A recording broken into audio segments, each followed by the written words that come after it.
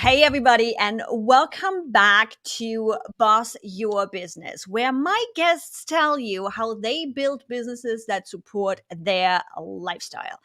And today, my friend Anne Leah Mauro, sorry, I am not updating your name. To Mauro. me, you are Anne Leah Mauro. I'm going to get in trouble with a hubby. We were talking about all of that, guys. Little insider joke. Anne is actually now a married millennial mom to 5 kids in a blended family. I swear I don't know how she makes it happen. And a motorcycle enthusiast, owner of Anne Leah and Co. and Ambitious VA. You're a certified director of operations and vetted ClickUp consultant, living in New York and surviving on locally roasted coffee and baked goods. Did I mention? Yeah, coffee. James, who is in the live audience, is drinking a flat white, so we are all caffeinated up here. So with that, as the audience already heard, it's like, to me, I'm so used to Anne Leah Shake, but it's I know. actually Anne Leah Mauro now, if I Yep. pronounce It's that the right. German accent in you. Mauro. It's the German accent. It's the cute one. I've been told the German accent is sexy, and I choose to believe that. My kids come home every day and get so mad because the teachers still cannot pronounce the last name. And we're So, like, what's wrong with Mauro? It's so just Mauro? Mauro. It's spelled, it's pronounced the way you spell it is Morrow, but Got it's spelled the Italian way. So it's Got it. Mauro. So you pronounce it as if you were going to spell it Morrow. Mauro. Mauro. I just pronounced it the German way. That's okay. So now that we know where you are right now, Yeah. 5 kids, blended family, all the things. My first initial question to my guests is always, how did you get here? How did all of this start? Well, okay. So You can in already order, tell by that breath, this is going to be a story. okay. So in order to make the connection to the blended family, I have to go into mine and my husband's love story a little bit because people were extremely, a lot of people that know us personally know the story, but other people that I've just met over the last 3.5 years, they always tell me it's a love story. And him and I just brush it off because we were high school sweethearts, I guess you Oh could my say. God. I didn't even know. Did I know that? I don't think I So knew that. I was the good girl in high school and he was the bad boy, basically. So we went to That two has different high changed. schools. Yeah. And I met him through a mutual friend. And I graduated and then I got pregnant right after graduation. Not too long after I was about 19, I got pregnant with our oldest, who will be 20 next month. So our age ranges of our kids are 20, 15, 12, 11, and 3. And the 2 girls are my bonus daughters. And then second, my middle son is his bonus son, we call it. So we don't use the annotation stepmom or stepdad. We use bonus mom, bonus dad, I like and that. bonus kids. And after we separated when our oldest was about 3, he got remarried, had the 2 girls. I had the other son. And then in about 2018, almost exactly at the time that I lost my job, him and I had friend zoned him for a few years. So after, just being in kind of the friend zone and checking in with each other, and he was seeing his son all the time, we hung out, and I'm sure he's watching and he's probably going to jump in the comments and say some smart ass shit, but that's fine. That's how we know him. Because he has his own little love story going on. I'm the one that called him, apparently. So we hung out, and then after we did that, I surprisingly, last minute type of thing, I lost my job. So I had an IT job at a corporate IT company here locally in New York. And I walked into work at like 9 o'clock one morning, and I left with no job by 10:30. They essentially So it sounds like it was completely unexpected. Yeah. So they called me into the HR office the minute I got in the door. They wouldn't even let me go to my desk. They said, go right to HR. They handed me a severance package. And I said, I need to ask why I'm being terminated so I can file for unemployment. And they said, don't worry about it. That's confidential. We won't deny your unemployment. Here's your severance package. They called a company-wide meeting to the point that I was escorted out of another door of the building so that other people wouldn't know I was leaving. I was managing accounts for other clients. So for 3 months after I was let go, I was still getting text messages and phone calls for support from clients because I wasn't even allowed to like close the loop or tell them I wasn't going to be there anymore. That's how sudden it was. So I left at like 10:30 in the morning, bawling my eyes out, single mom to my 2 boys at the time, and like had no idea what I was going to do or where I was going to go. So yeah, And it was very I'm sudden. like, it's not even.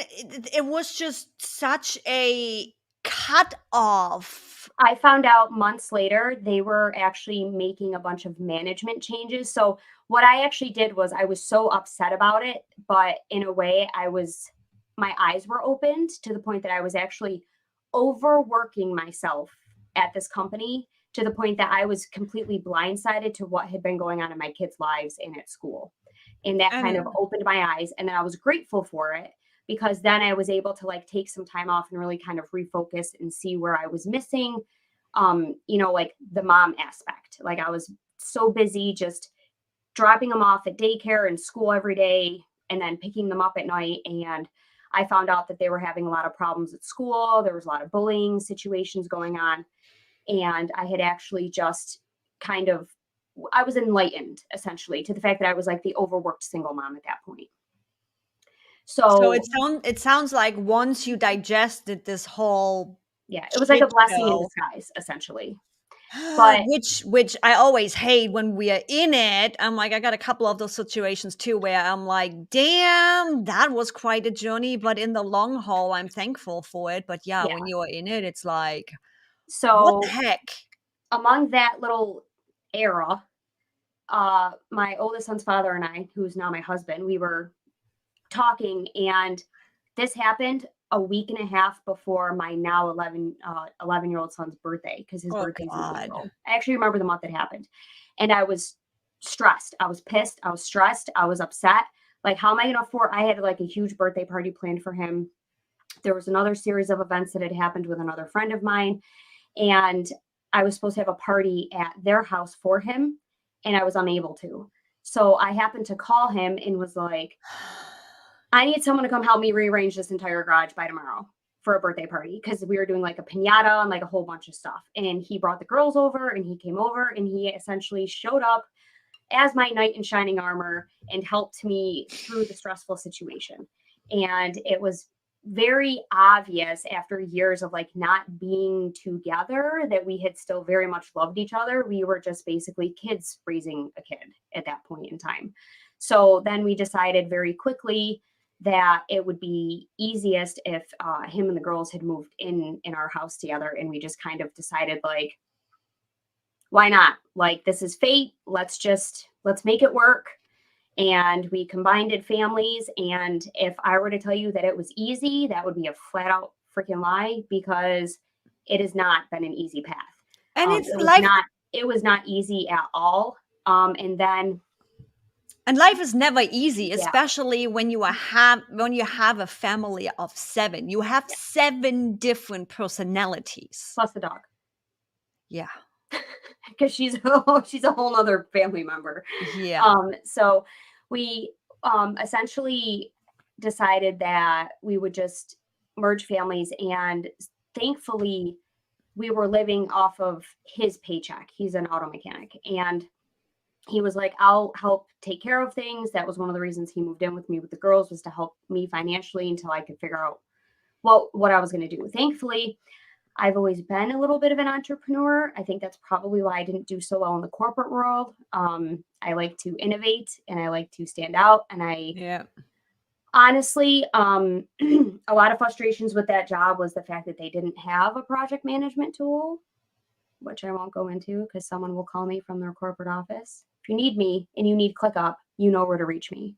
And if you're watching this, you know exactly what company I worked for. So there.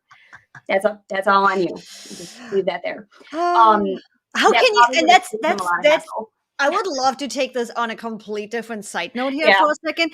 This is what always surprises me. I'm like, I have the exposure to some big brands in the social media sector, to social media agency, to digital marketing agencies and everything. And it's like you see the public view of everything, and then you get a sneak peek behind the scenes. And I I cannot tell you how many of those companies actually got project management is not an easy thing. Don't get me wrong, but Nope. more than not actually have nothing in place. It's a Nothing. shit show. It is. It's a total shit show. And then they got mad at me because they were doing layoffs, and then instead of rehiring at one point before they let me go, they were just adding on to the workload. And then they were getting mad at me because I couldn't keep up with these expectations. And they're like, track it with an Excel sheet, try Microsoft Project. Guh. Really? It doesn't work like that. It didn't work like that. So then I started innovating, and I started like trying to figure out like ways to help. And next thing you know, I'm out of a job. So whatever. Yeah, sounds Hopefully, kind of like I my hope past for the story. sake of the employees at that place that things are better. And that's all I'm going to say.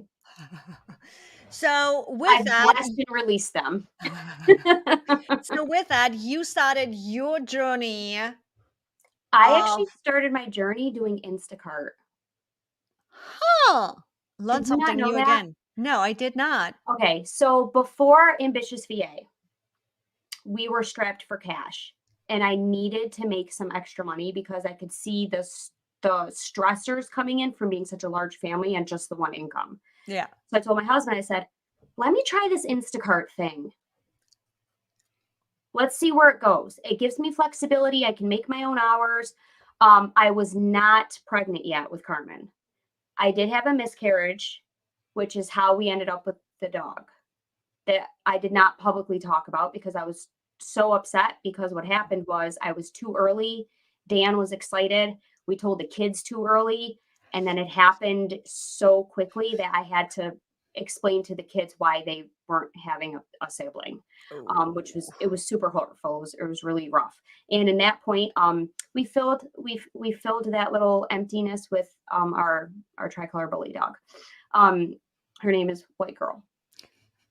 I love it. And so we filled that, and then in that time frame, I was like, geez, maybe I should try Instacart or something. So I tried Instacart. I actually enjoyed it, but then it got to the point that when we found out I was pregnant, my husband was like, you're putting too much wear and tear in the car, and I don't want you carrying loads and loads of groceries while you're like knocked up. So he was like, let's, is there something else we can do? And I started trolling around in the online world, and that's when I came across this whole like virtual assistant thing. I do have a good friend of mine who's like another business bestie. She knows who she is. And she was essentially my first client. And I was helping her with her craft business and her storefront and all of that stuff. And she's like, you'd make a great virtual assistant. And it kind of opened up that can of worms down into that ambitious VA road. And then I officially was like, I'm no longer doing Instacart, but one day I'm going to be the person that somebody is dropping groceries off to. And let me tell you, I use them every week now. That's part of my It takes a ton of time to literally just heck, it takes a ton of time for me to go grocery shopping, and I'm a single. Yeah. Yeah. So now, like I've achieved that little bit of a goal, but that's what happened is I started helping people with all of the crazily acquired business knowledge. Also, Yeah. I want to backtrack also quickly. When I was given the option to file for unemployment when I lost my job, they give you something called the SEAP program, which is the self-employment assistance program, which allows you to pursue opening a business while you collect unemployment, because I could not stomach the idea of interviewing for jobs, because at the time, nobody had known what a customer success manager was because it was such a new and upcoming thing in the IT industry. There was no openings for it, and I was overly qualified for other jobs. So I told them, I want to do this. I want to open up a coffee run business. And essentially, it was a coffee delivery service that I wanted to do, which in hindsight would have been great through a pandemic. but the upfront costs were too expensive. So I never pursued that opportunity. I kind of just deaded it and decided to go more in pursuit of the virtual assistant business, because I literally started my business for $35, you guys. Yep. I filed the DBA, I had a computer, and I had internet. That's pretty much all you need. That's all And I then started my business you for might need to $35. get a business license based on where you're at, but even that Yeah, business that's what, license is so in New York, it's just an assumed business, a fictitious business name is a sole proprietorship. It's called a doing business as certificate. yeah. So in California, you need to DBA and Yep, you need to pay your business license. So there is two yep, things to that. But yep, again, it comes down to what, $100 or something. yeah. So No biggie. that's essentially what happened. And I had to take a course called the Fast Track to Business Startup Workshop that Hmm. essentially taught me all of the little bits and foundational pieces that I needed to be successful. And what I did is I actually took those resources from my coffee run business and I ended up just pivoting them into the ambitious VA business, which is kind of why it just popped up so quickly, because I already had the resources there. I already knew what I needed to do. Yeah. Um, and then I found people that actually needed help. And it wasn't super profitable until a pandemic hit. And then everybody fell in love with ClickUp and needed to know how to get virtual with their business. And Yep. that's what happened. And then from ClickUp, I actually got tired of doing ClickUp implementations. But I will say, I'm laughing over here because I think that's a piece of growth that a lot of done for you service providers go through. mhm, I've done the implementation for ClickUp, don't get me wrong. It's also a part of learning. I don't think either one of us would be where we are specifically we with didn't do the ClickUp if we implementation. wouldn't have done for Yeah. you. And once I've launched my stuff in January, Anne is going to be looking at me and be like, "But you told me not to do this." Oh, probably. Because I'm doing something that I always told you not to do it.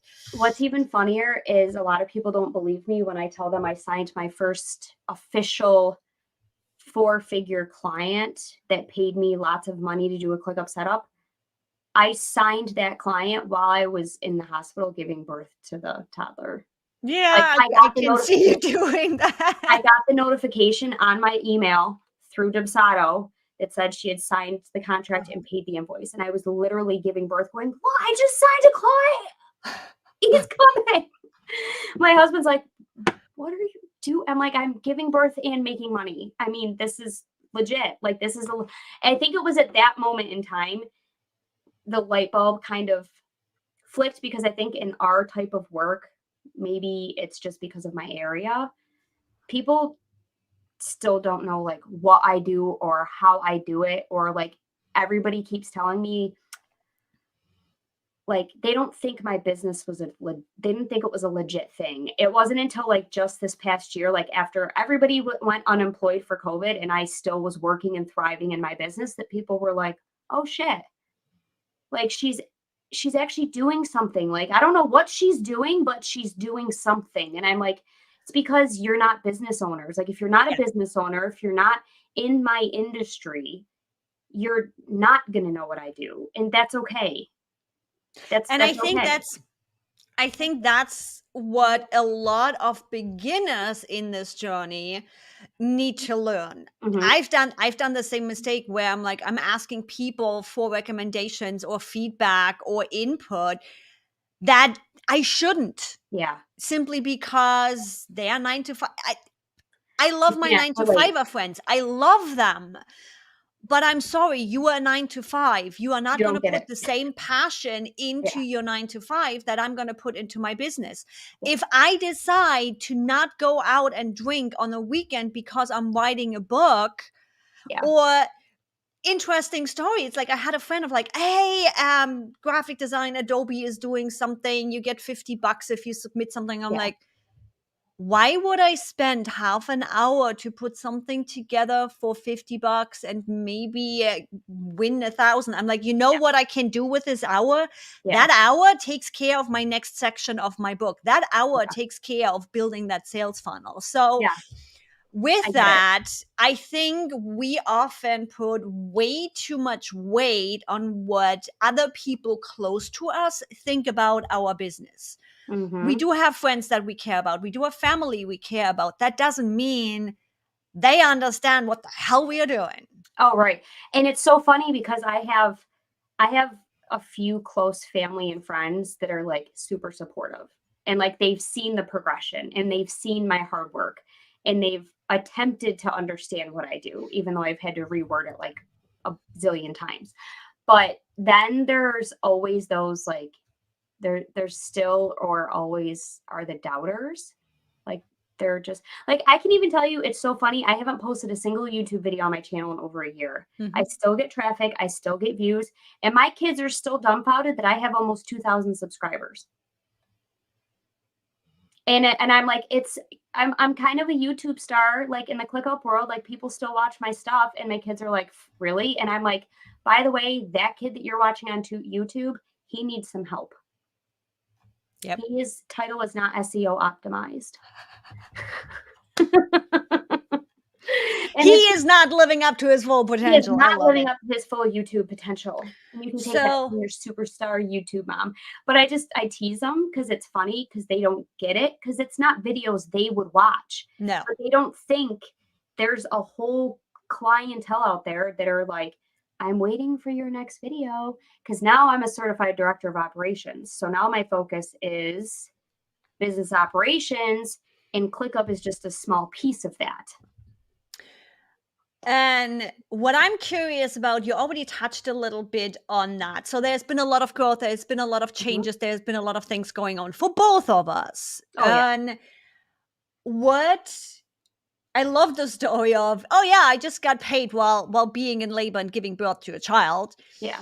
What are some of those processes and workflows that allow you to have the life now that you have? I'm like, I'm watching you guys are going on motorcycle trips pretty much every weekend if it's possible.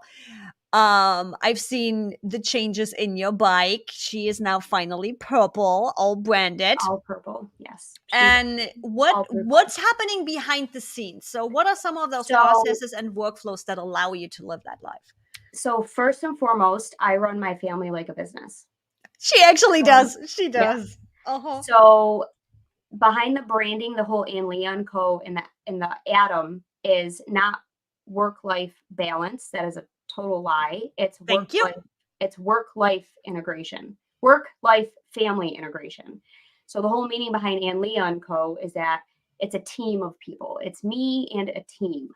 And whether my team is my kids or my husband or my virtual assistant or my intern, we're all working together as a team because the help I get from my family team, my kids and my husband, allows me to be able to work and focus my efforts where people need me that generates revenue, and vice versa. The people at my work team allow me to delegate and distribute work internally that allows me the freedom to go back and spend the time with my family. So the quick answer is delegation, and the long answer is that you can't delegate properly without the processes in the systems.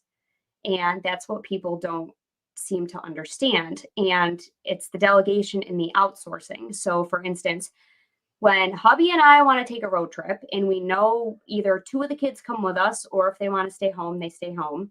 We know we have to grocery shop and we know we have to cook every week and we know we need food in the house and we need to make a meal plan because decision fatigue is real. If Oh there's God, one yes. thing the husband and I hate to do, it's argue over what's for dinner.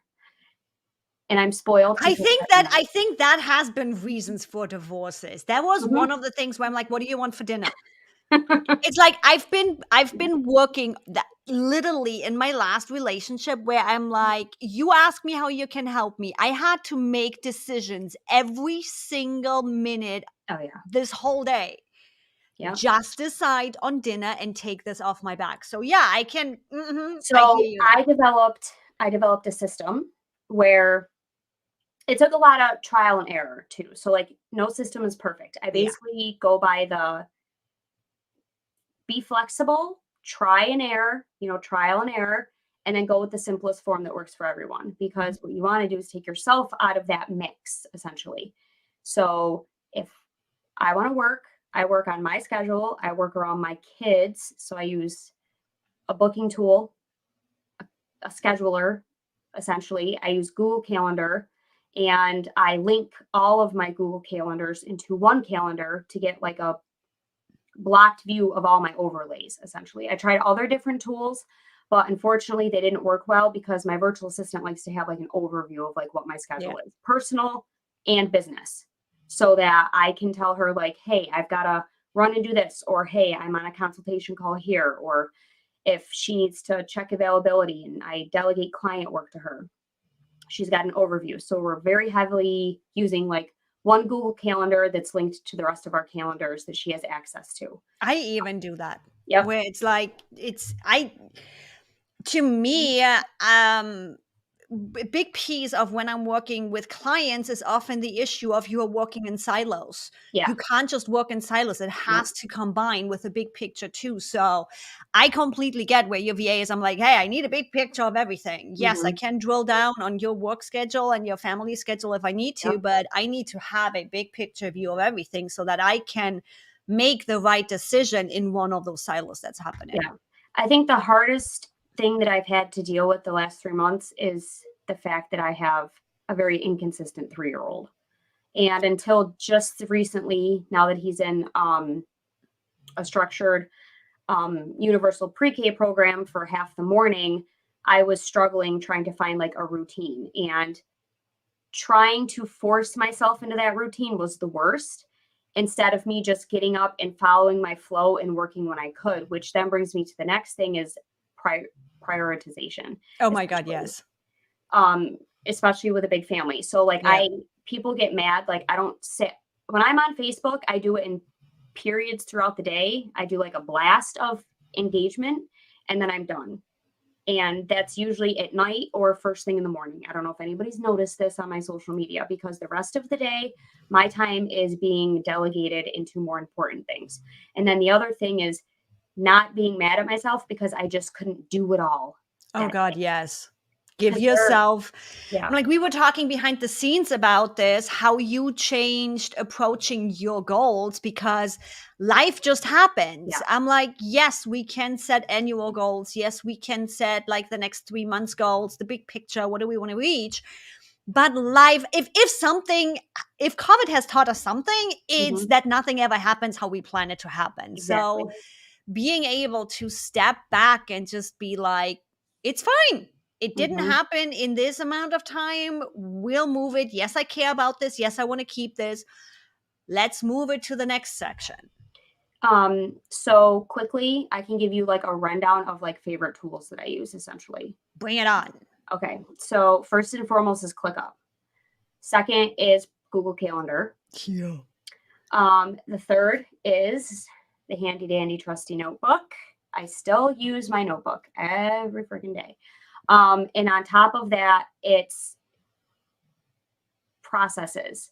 And I have to say, I have to be careful in the way that I say this because it works for family and it works for work. So my work processes are stored in a tool called Guru. It's an SOP tool. I do not store my SOPs in ClickUp anymore. I don't either. So that's up and coming. A whole thing on that another time. But I started doing that because I was getting annoyed that when I would delegate something to my VA, I'd brain dump it somewhere in ClickUp and then we could never find it. Yeah. And I'm like, I know I put it somewhere and it just wasn't intuitive enough. So we were still migrating things. And I have an SOP processing system that I use where we submit a request, we collaborate, we move it into the tool, and then it goes from there. Now, when I say processes for home, okay, I tried to get too detailed. I tried to get too specific. My family doesn't use ClickUp. My family uses a calendar, which would have been ideal if we'd done this at home. There's a big wall calendar, a paper wall calendar on the kitchen behind my desk. And every week, the kids have jobs. They do their own laundry. They each get a day that they're supposed to clean the kitchen. To my moms out there, this means I don't clean and cook all the time. Just so you know. And I'm fine with that. That is me being the rebel and saying, I'm not going to be the mom that cooks, that cleans, that does the laundry and runs a business and does everything. I don't spend my time doing that. And I delegate it. I When my kids actually are older, they can do it. me as a no mom, and yes, the kids need to be at a specific age to be able to do this. There's no Yeah. question about this. Me as a no mom that had to babysit guys, I actually appreciate you doing that because it's a different upbringing between the States and Germany, to be honest. Yeah. Where I run into not just guys but also women who had the blessing and the luxury of growing up with a mom that did everything, and now they are burning water. You are actually helping your kids Yeah. be self-sufficient by handing the stuff off. Does it need to be age appropriate? Yes. Do I have nothing to say about this because I'm not a mom? Yes. But I'm the one that now has to pay when dating, where guys are literally, Yeah. they're living in the bachelor pattern, not just because they're a bachelor, because they never had to do their laundry. They often don't even Yeah. know which button to push on the laundry. Yeah. So I'm And it's happy been about messy. moms like you. I can tell you, first and foremost, it was not perfect. It has been messy. We have tried multiple different ways. And so far, the most recent has been the most efficient and the one that sticks. So each kid gets a day that they do their laundry. Each kid gets a specific day that it's a different day that they do the kitchen, meaning it is their job to make sure the dishwasher's loaded, the dishwasher's empty, they clean up after dinner. And that day that they do the kitchen is the day that I tell them to pick a meal for dinner, because no one hates to sit there and figure out what each kid wants to eat for dinner. And anybody that has a large family knows your kids are picky as shit. No one ever wants to eat the same thing. So if you give them a day that they get to pick what meal they want, then you have a week's worth of meals, you have your grocery list, you have your meal plan, and it's all done. And it's all a team effort. And I make them do inventory. I don't make them, they choose to now. They do inventory, they help write out the grocery list. Worst case scenario is I place an Instacart order for pickup. I place an Instacart order for delivery, or my husband and I will once in a while actually go to the store if he wants to pick out some steak. He will go to the store and he will pick out his steak.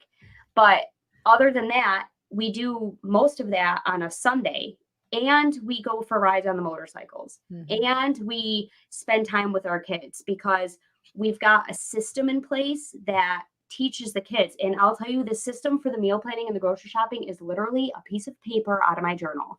I take it out of my journal, I put the pen on the desk, and I said, get over here and write down what you want for dinner on this day.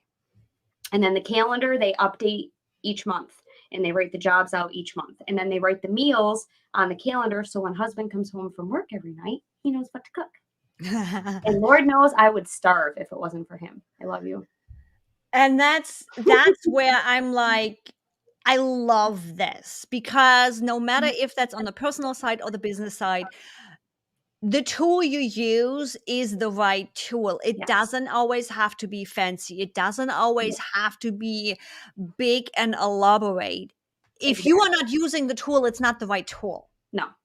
And just keeping it simple. It is. It's keeping it simple. And I've tried all sorts of different methods. Like I've tried to find like fancy mom coaches that are like, oh, be a better wife and be a better mother. And I'm just like, do you know what makes me a better mom?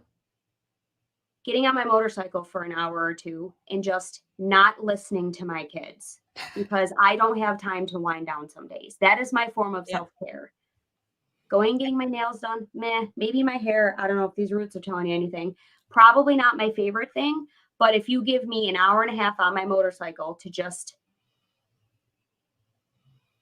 let the wind hit my face and just give me some time to myself, I will come back a much better person. That is my type of self-care. And then I honestly, I tend to micromanage. I've learned from self-discovery not to do that in my personal life and my business. And my You husband, micromanaging? No. I don't have any control issues at all. So the good thing about my husband is moms and dads parent different too, and they Yeah. run businesses different. And that's why I like working with husband and wife teams, because typically one is an integrator and one is a visionary. And Mhm. for my clients, I'm their integrator and they're the visionary. For my business, I'm the visionary. My VA is my integrator. For our family, I'm the visionary and my husband is the integrator. If I go up to him any minute and say, let's do XYZ, or I'm thinking, if I say, oh, I'd like to, or I'm thinking, if I hint at it, he will tell me, let's go right now, or he will do it. And I have to be careful because there has been some, we go on adventures, we call them. If there's something like we have to do or need to do or want to do, it turns into a friggin' adventure with him. Like, uh, he's definitely like the adventurous personality assessment, whatever that one was. That's him. He just runs and he takes off and he goes on adventures. It drives me nuts because he's the spontaneous one and I'm the structured, disciplined one. And it helps, but it also doesn't help because you have the visionary and you have the integrator.